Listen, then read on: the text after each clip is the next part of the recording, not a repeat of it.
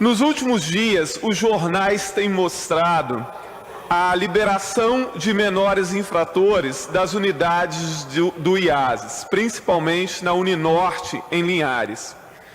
No ano passado, nós tivemos na unidade de Cachoeiro e na unidade de Linhares, ambas superlotadas, sobretudo a de Linhares, que tem 90 vagas e tem hoje 250 internos.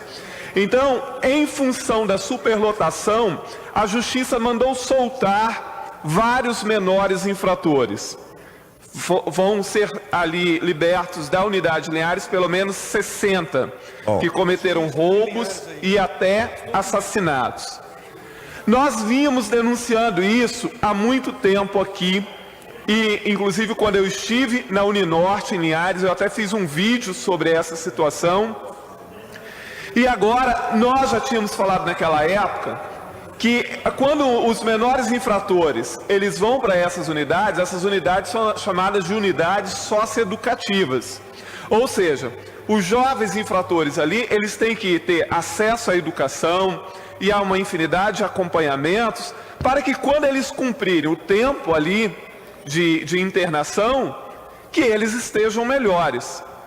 Já naquela época se observava, por exemplo, na unidade de Linhares, que mais da metade desses jovens não tinha nem lugar para eles dormirem, quanto mais ser atendido em termos educacionais. Nem metade frequentavam as aulas que eram oferecidas e que tem que ser oferecido pela SEDU dentro da unidade, porque simplesmente não havia espaço.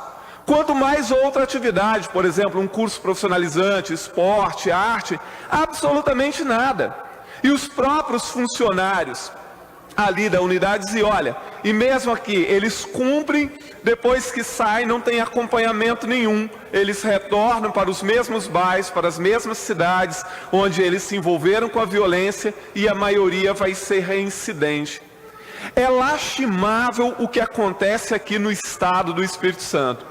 O estado do Espírito Santo é o estado que mais mata jovens de 12 a 19 anos.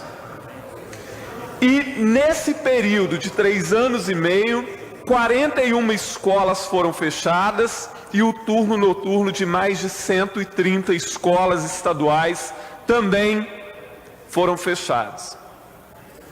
Há uma relação direta entre a falta de assistência educacional e os jovens serem arrastados para o crime.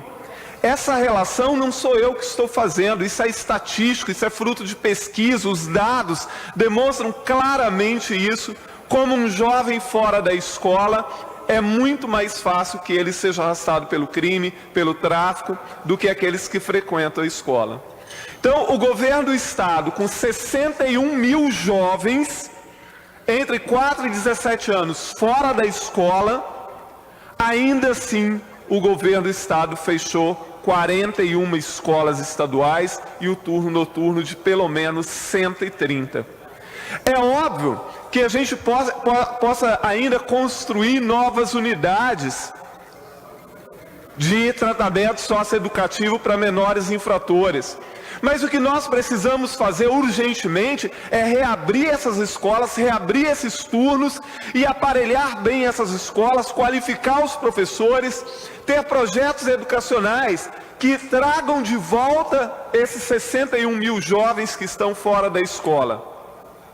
Isso sim reduzirá a médio e longo prazo, reduzirá substancialmente a violência no Estado e esvaziará as unidades de IASES, sem que a Justiça tenha que determinar que jovens que ainda não cumpriram plenamente as medidas socioeducativas que sejam libertos.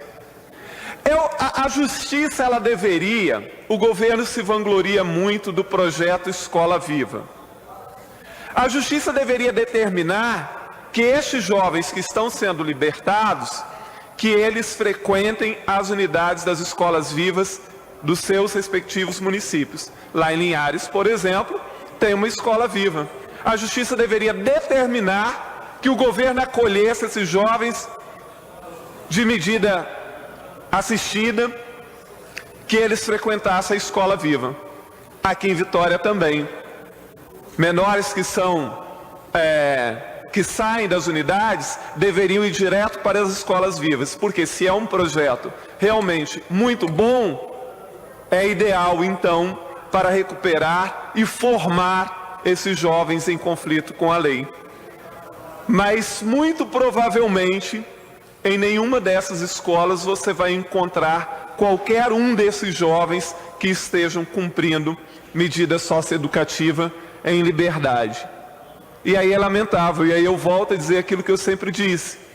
Essas escolas passam longe de estar efetivamente atendendo a parte mais pobre e alijada de qualquer processo de inclusão do Estado do Espírito Santo. Agora, é gravíssima a situação aqui no Estado. E é uma coisa que parece passar ao largo de qualquer debate que envolva mais profundamente a sociedade capixaba. Porque é uma questão muito óbvia, se o Espírito Santo já figura entre os estados mais violentos do país, e nós temos um quadro como esse, de 61 mil jovens fora da escola, se nós temos unidades de medidas socioeducativas superlotadas, a ponto da justiça mandar colocar na rua mesmo aqueles jovens que não cumpriram esse tempo. Que futuro nós podemos esperar em termos de violência e de acolhimento dos jovens? A cada página do jornal que retrata esse assunto, e hoje isso está na capa do jornal A Gazeta, mas já tinha sido tema de matéria, se eu não me engano, sábado, domingo, sobre a libertação desses jovens. Isto era para preocupar imensamente o governo. Isto era para causar no governo uma medida emergencial para o que fazer com esses jovens. Porque eu volto a dizer, já existem várias falhas nesse sistema, que a maior parte desses jovens não são efetivamente recuperados, porque as medidas socioeducativas que existem no interior dessas unidades é muito ruim e não alcança a maior parte desses jovens. Para completar, depois que eles cumprem, não há nenhum programa de acompanhamento, porque é claro, esses jovens, eles não cumprem, quer dizer, não há efetivamente a assistência socioeducativa no interior dessas unidades de internação, e quando o jovem sai dali, não existe um único programa de acompanhamento para que esse menino seja inserido na sociedade, longe da possibilidade de ser arrastado pelo crime. As próprias pessoas que trabalham com essas medidas nas unidades dizem, eles saem daqui sem acompanhamento nenhum, ninguém sabe se eles vão voltar para a escola, ninguém sabe se eles vão arranjar um emprego, se eles vão fazer um estágio, se vão voltar para o seio familiar, não se sabe de absolutamente nada. Nós estamos no Brasil com esse descaso com a juventude, com esse descaso com a educação, nós estamos perdendo gerações inteiras para o crime. E vamos continuar perdendo. E vamos continuar pagando um preço altíssimo por isso. Se nós observarmos as propostas, principalmente dos candidatos a presidente da República, nenhum é claro em dizer sobre programas ou projetos de políticas públicas para a juventude brasileira.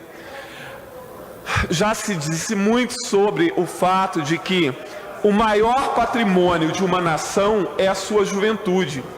O maior patrimônio de uma nação não é o seu petróleo, não é o ouro, não é a quantidade de ferro, não é a sua agricultura, não é a sua tecnologia.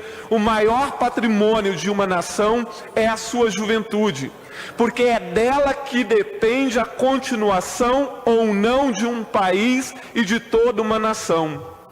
Se cuidássemos bem de nossa juventude, o nosso futuro estaria garantido, mas estamos fazendo o inverso disso. Muito obrigado, presidente.